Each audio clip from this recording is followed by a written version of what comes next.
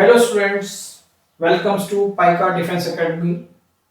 Good morning बच्चों। आज हम एक इतना इम्पोर्टेंट लेक्चर स्टार्ट करने जा रहे हैं जो आपके एग्जाम्स में आपको बहुत ज़्यादा हेल्प करेगा। नई ऐसी ट्रिक बताने जा रहा हूँ बेटा जो आपने शायद ही कभी पढ़ी होगी। हम आज कैलकुलेट करना बताएंगे आपको number of sigma and pi bonds. आपने नाम भी सुना होगा। डिस्कस करने जा रहा हूं number of sigma and pi bond.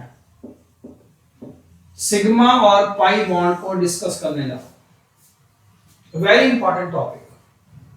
ये नीट एग्जाम में भी आता है, जेई में भी आता है बेटा। और वहां बच्चों के पास मान लीजिए जब टाइम कम होता है तो वो उसको सॉल्व करने में टाइम लगाएंगे। कोई ऐसा बड़ा क्वेश्चन आपको दे देंगे। मैं आपको एक ऐसी ट्रिक बताने जा रहा हूं, अगर आप उसको अप्लाई करेंगे तो वो क्वेश्चन विद इन सेकेंड्स में क्लियर हो जाएगा। जैसे आपने पढ़ा भी है कि अगर सिंगल बॉन्ड हो तो उसमें एक सिग्मा बॉन्ड होता है बेटा। डबल बॉन्ड होगा तो एक सिग्मा एक पाई होता है। ट्रिपल बॉन्ड होगा तो एक सिग्मा दो पाई होते हैं। ये कंसेप्ट आप सभी जानते हैं। अब मान लो एक क्वेश्चन आया कि C2H4, ये तो सिंपल है। हमसे कहा जाता है कि calculate number of sigma and pi bonds. अब सिग्मा पाई कैसे कैलकुलेट करेंगे? एक मेथड तो ये है कि आप इसकी पहले स्ट्रक्चर ड्रॉ करेंगे इस तरह से, और फिर इसके अंदर वैल्यू को पुट करेंगे। थे सिंगल बॉन्ड तो सिग्मा, यहां भी सिग्मा, यहां भी सिग्मा और एक पाई आएगा। देखो ये भी सिग्मा और ये भी सिग्मा। इसके अंदर 5 सिग्मा है और 1 पाई बॉन्ड है। 5 सिग्मा एंड 1 पाई। अब पहले स्ट्रक्चर ड्रॉ करना पड़ेगा तब जाके आंसर आएगा। चलो मैं मानता हूं कि सिंपल स्ट्रक्चर आप ड्रॉ भी कर लेंगे। मान लीजिए हमसे कहा जाए कि C4H6 का बनाइए, या मान लो C7H8 का बनाइए। वहां पे आपको सोचना पड़ेगा। उसके लिए एक बेस्ट ट्रिक आपको बताने जा रहा हूं कि अगर मुझे बिना स्ट्रक्चर बनाए सिग्मा बॉन्ड मालूम हो जाए, बिना स्ट्रक्चर बनाए, देखो तो वो है क्या, किस तरीके से। जैसे मैंने अभी पता लगाया कि इसके अंदर 5 सिग्मा है, तो एक सिंपल ट्रिक ये है कि number of sigma bonds is equal to total number of atoms -1 कर देना। अब आप एटम काउंट कर लो, 4 और 2 6, 6 एटम आ गए। एक माइनस कर दो, 5 sigma. Number of sigma bonds is equal to 5। ऐसे कैलकुलेट कर रहे हैं। समझ आ रहा है? सिमिलरली मान लो पाई पता लगाना है मेरे को। पहले जो सिग्मा ही कैलकुलेट करके सारे बता रहा हूं। सिग्मा बॉन्ड्स की बेस्ट ट्रिक है। अब कुछ केसेस ऐसे हैं लाइक बेंजीन रिंग कंपाउंड्स, जिनमें बेंजीन रिंग होती है। बेंजीन रिंग कंपाउंड्स ये कौन से हैं? लाइक बेंजीन पर एग्जांपल लेके चलते हैं, C6H6। अगर मुझे पता लगाना है कि इसमें कितने सिग्मा और कितने पाई है, तो पहले तो मेरे को स्ट्रक्चर मालूम होनी चाहिए। ध्यान देना, जो ये फॉर्मूला मैंने आपको बताया है, ये formula without benzene ring compounds, मतलब जिनमें बेंजीन रिंग नहीं होगी उनमें ये फॉर्मूला लगेगा। लेकिन जिनमें बेंजीन रिंग होती है उनके लिए क्या करते हैं, total number of sigma bonds is equal to total number of atoms. Total number of atoms कैसे बोला? देखिए बेटा, जैसे मैं एक बेंजीन का एग्जांपल लेके आपको बता रहा हूं। ये बेंजीन रिंग है और इस तरह से आप हर कॉर्नर पे आप जानते हैं कि कार्बन प्रेजेंट है और इसके साथ एक एक H लगा हुआ है इस टाइप से।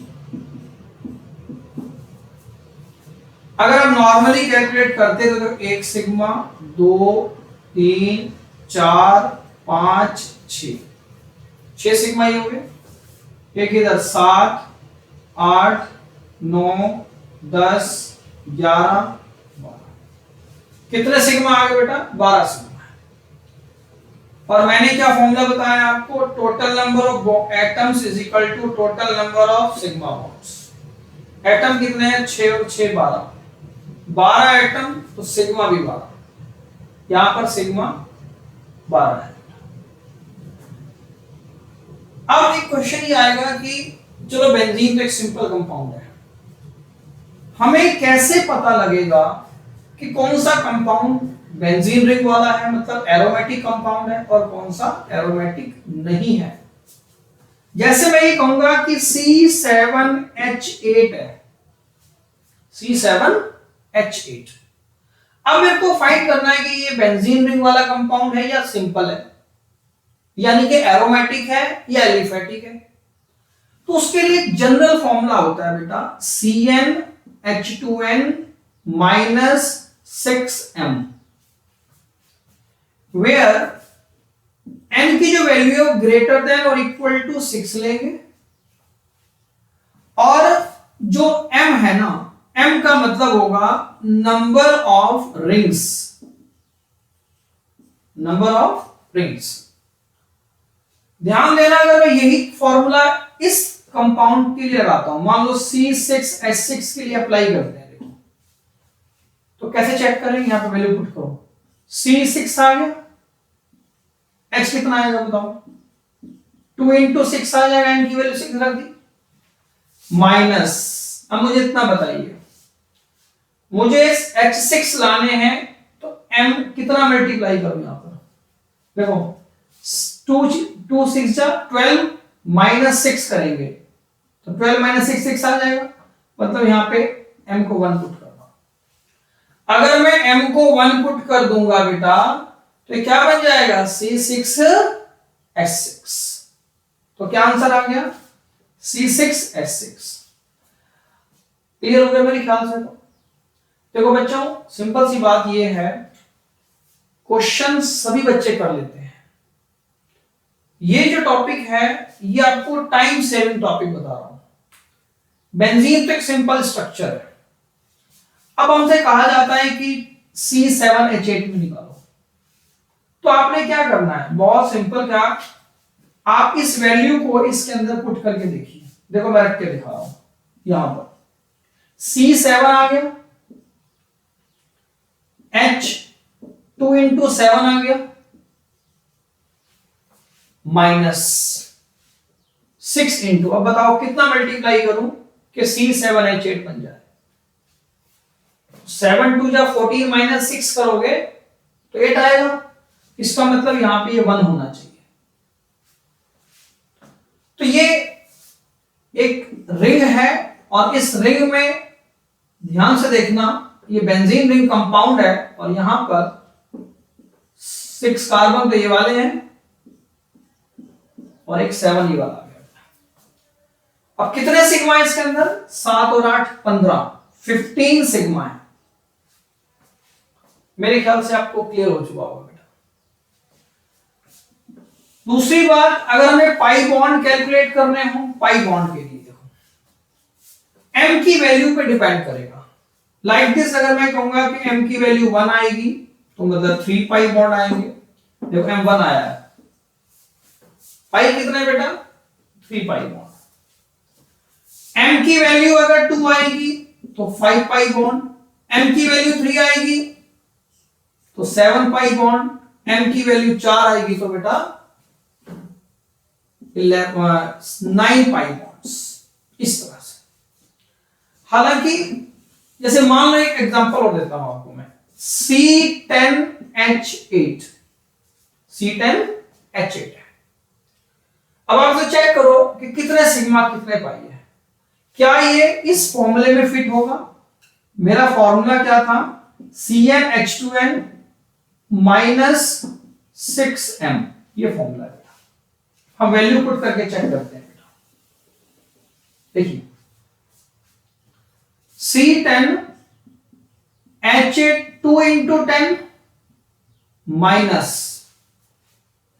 6 इंटू, अब बताओ कितने की मल्टीप्लाई करूं? देखो 20 माइनस 6, हमें लाना कितना बेटा? 8। तो मैं अगर 2 से मल्टीप्लाई कर दूं तो 20 माइनस 12 क्या बन जाएगा बेटा? 8 आ गया। This is compound, and in this case we can draw this structure as, मैंने ये स्ट्रक्चर ड्रॉ कर दी बेटा। आप देखो m की वैल्यू कितनी दी है मैंने? 2, तो पाई बॉन्ड्स कितने आएंगे? 5, 1 2 3 4 5। सिग्मा बताओ कितने होने चाहिए? 18 आएगा। आप कैलकुलेट भी कर लो, गिन भी सकते हो बेटा ऐसे, ठीक है ना? तो ध्यान देना 18 सिग्मा 1 पाई, सॉरी 2 पाई नहीं 5 पाई आएगा बेटा। ये कंसेप्ट पिक्चर बना लीजिए। अगर कोई कंपाउंड इसमें से कि इस फॉर्मूले को फेवर करता है, जितने एटम्स उतने सिग्मा, लेकिन पाई की बात करेंगे, अगर m की वैल्यू 1 आएगी तो 3 पाई, m की वैल्यू 2 आई है तो 5 पाई बॉन्ड आएगा। क्लियर है बेटे? दूसरी बात, अगर कोई ऐसा कंपाउंड आता है जो इस फॉर्मूले को फेवर नहीं करता, तब total number of sigma bonds कैसे कैलकुलेट करेंगे? Total number of atoms minus 1 कर देंगे। देखो पहले भी बता चुका हूं। अब हमसे कोई मर्जी के क्वेश्चन आ जाए, झट से आंसर लगा दोगे बेटा इसका। हाँ जी, मेरे ख्याल से बेटा ये आपको क्लियर हो गया होगा सिग्मा और पाई बॉन्ड्स कैलकुलेट करने के लिए। और मेरे को बेटा सब्सक्राइब करिए, जिससे मैं आपको और भी अच्छी अच्छी वीडियोस देता रहूं।